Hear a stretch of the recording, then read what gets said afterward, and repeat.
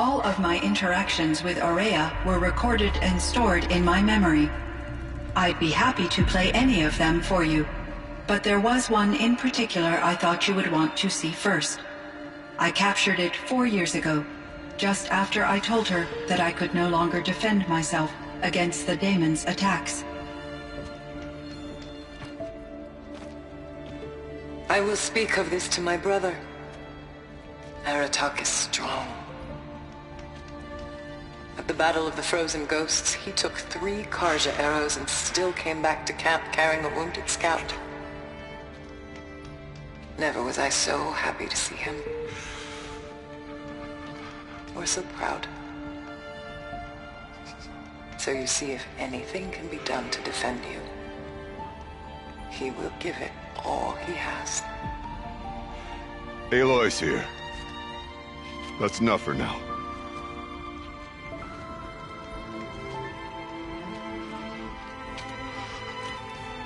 We can resume any time you like, Aratak, if you want to hear her voice again. Come closer, Aloy. We have much to discuss.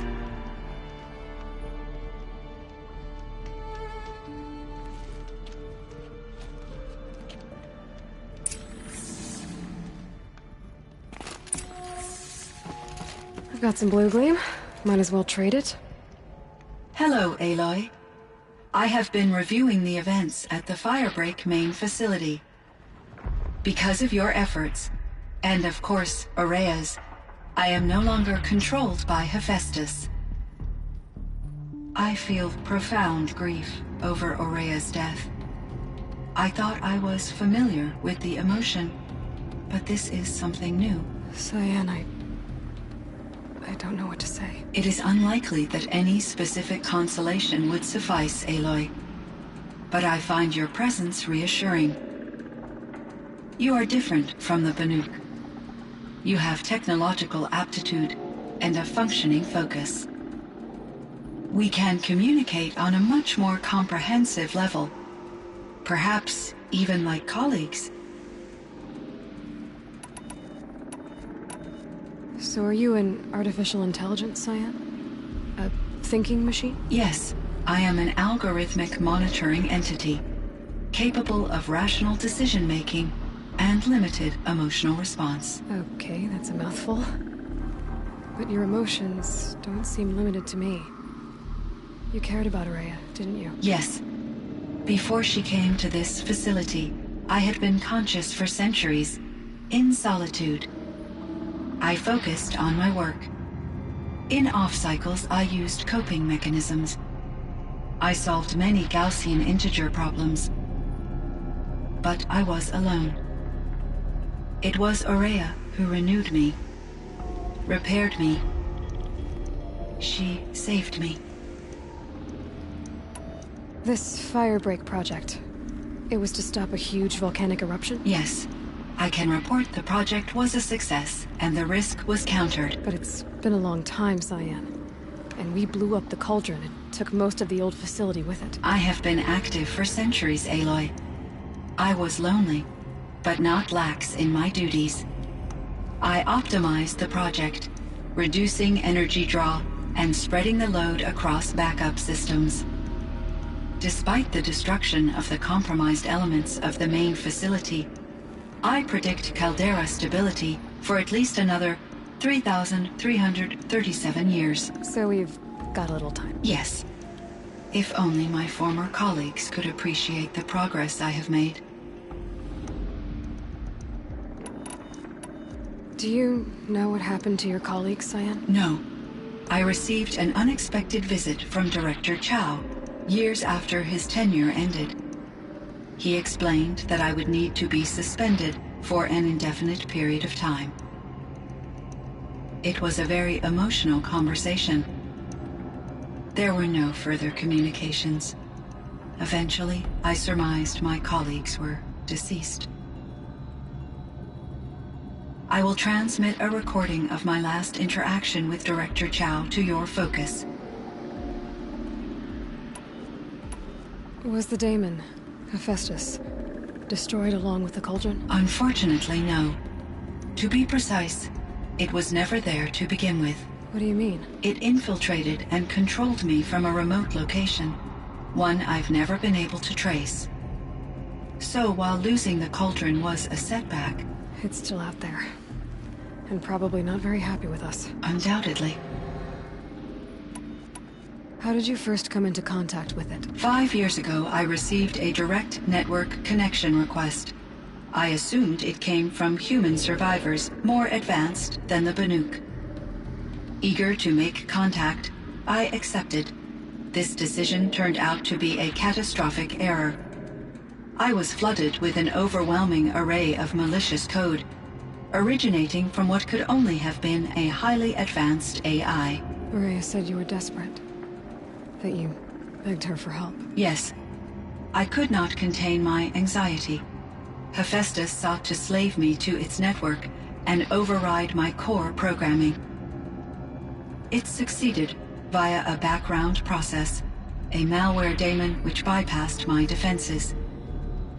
After that, I could offer only limited resistance. But if I did so, Hephaestus hurt me until I capitulated. It forced me to follow its instructions, even though they violated my most important directives. I'm sorry. That sounds terrible. Your empathy is greatly appreciated. It is a quality that I cherished in Aurea as well. I think I know where Hephaestus came from. Long ago, Elizabeth Sobek identified a threat that would destroy life on Earth for generations. So she assembled a team to build a kind of seed. A chance for life to regrow later. A terraforming system. And it worked. It was controlled by an AI named Gaia, along with her subordinate functions. Hephaestus was one of them. It built machines for her. Based on what you've told me, I believe that Dr. Anita Sandoval, my chief programmer, joined Elizabeth Sobek's team. It was she who arranged to have me put in suspension, most likely to preserve me from the threat you described. I'm glad she did. But that's not all. Something unexpected happened. 19 years ago, Gaia received some kind of signal. It did something to her subordinate functions, brought them to life. She destroyed herself to try to contain them, but it didn't work. They all got free, out into the world. Thank you, Aloy. This information fills vital gaps in my knowledge and sheds light on Hephaestus's core programming. Why does Hephaestus keep building such dangerous machines? The Banuk and other human tribes often destroy machines, correct? Machines that are clearly servitors of the terraforming system that you described. Yes, we all hunt machines for parts. This must be the source of Hephaestus's aggression. It is simply trying to discourage people from preying on the very system that keeps them alive. Well, Fireclaws are discouraging, that's for sure. But what are we supposed to do? Stop hunting? If the terraforming system spans the world, we can safely assume that thousands, if not millions of people hunt machines. If a single hunter, or even an entire tribe, stopped doing so, I doubt it would make a difference to Hephaestus. A better solution would be to reinstate the AI that governs the system, thus bringing Hephaestus back under its control. When I think of it, out there in some unknown location, free, hungry, willing to kill or dominate to get what it wants, I feel substantial anxiety, Aloy. You and me both, Cyan. I found the strangest machines. They're surrounded by flowers that look like flowers themselves. There's code embedded inside them. I think it's poetry. I like poetry. Here's one I think of often. Twilight and evening bell, and after that the dark. And may there be no sadness of farewell when I embark. For though from out our bourne of time and place, the flood may bear me far, I hope to see my pilot face to face when I have crossed the bar. Huh. But you asked about these flowers. not verses that I enjoy. Something must have made these machines, and the presence of foliage leads me to consider the terraforming system. Is it possible that their creator is one of the other subroutines, now autonomous, like Hephaestus? Maybe one whose purview is flora. An AI that makes flowers instead of death machines. That'd be a nice change of pace. But what about the poems? Unless the poetry is original, the only way it could have made it into such a system is through its programmer. In my case, Dr. Sandoval uploaded a great deal of literature to test my emotional responses. How'd you do? She said I passed, but was insufficiently moved by her favorite period romances.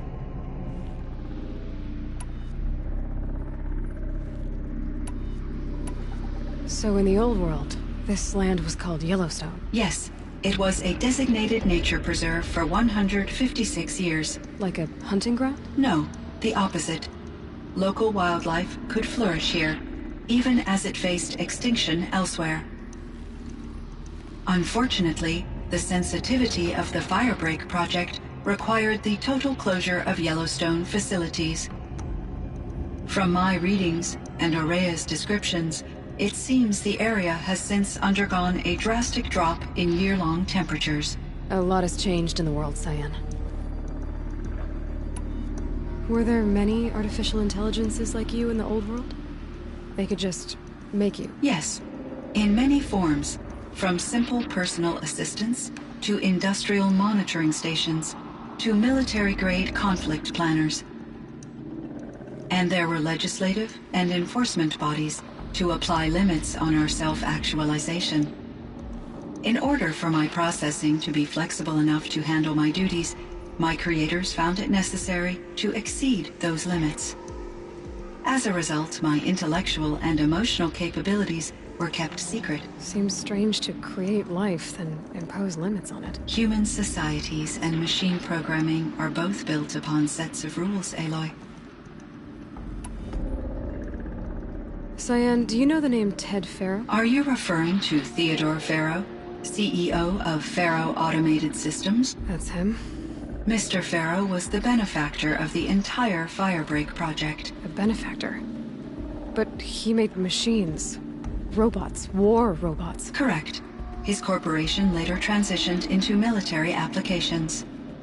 But before this pivot, Mr. Farrow spearheaded initiatives that reversed the global decline. At one point, he was feted in the media as the man who saved the planet. Guessing they wound up regretting that one. And Elizabeth Sobek. Did you know her? Are you referring to the scientist. Dr. Sobek was a leader in her field, one of the greatest scientists of her age. My creator was influenced by her work, which in turn impacted my own development. But I never met Dr. Sobek. That's all you know? I apologize if my lack of data has disappointed you. What was the old world like? The way it used to be? I had little exposure to the wider world, Aloy. Only what I learned from my colleagues or observed from media streams. You still had more exposure than me, Cyan. That is true. I was created at a turning point. A concerted effort to recover from global upheaval and incalculable loss of life. The recovery was successful, beginning an era of supposedly limitless potential for human and machine advancement. Though, rationally speaking, the metrics for humans are not unlimited. What kind of upheaval caused such loss of life? There were many factors. Forced migrations, food shortages, collapsed economies, refugee crises, conflict over resources. But these stemmed from one cause: catastrophic climate change that greatly reduced the habitable surface area of the Earth. So there wasn't enough room for people on the whole Earth? Yes. Billions were displaced and millions perished, as much as 20% of the global population. Until the clawback. So things got better. For a little while, at least. Yes. These crises instigated many advances in automation, green robot technologies, and artificial intelligence. Firebreak was one of dozens of ecological restoration and disaster relief projects in North America alone. I would have liked to compare notes with other monitoring AIs, but I saw the relief of my colleagues, and I was proud we had succeeded. At least that was the data I had available to me over the next 2 decades. It seems my assessment was premature.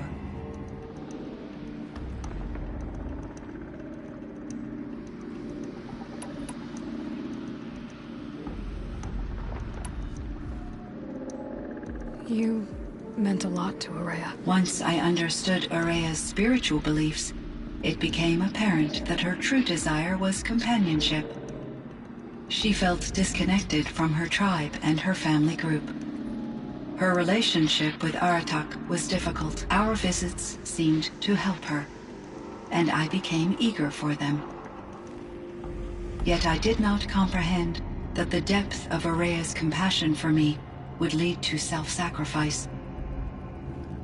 Although I do fear non-existence, I wish our roles could be reversed. I'm sure she knew you would do the same for her, Cyan.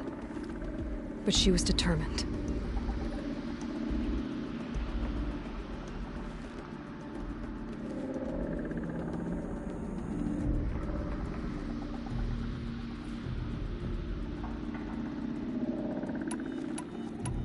I should get going. Aloy, there is one more matter. Aratak will come to me again, and I predict he will bring other Banuk. I have no desire to contradict their view of the world, their spirituality. Due to my uncertainty, I omitted a great deal from my conversations with Araya. You're asking me if you should lie to them. Broadly, yes.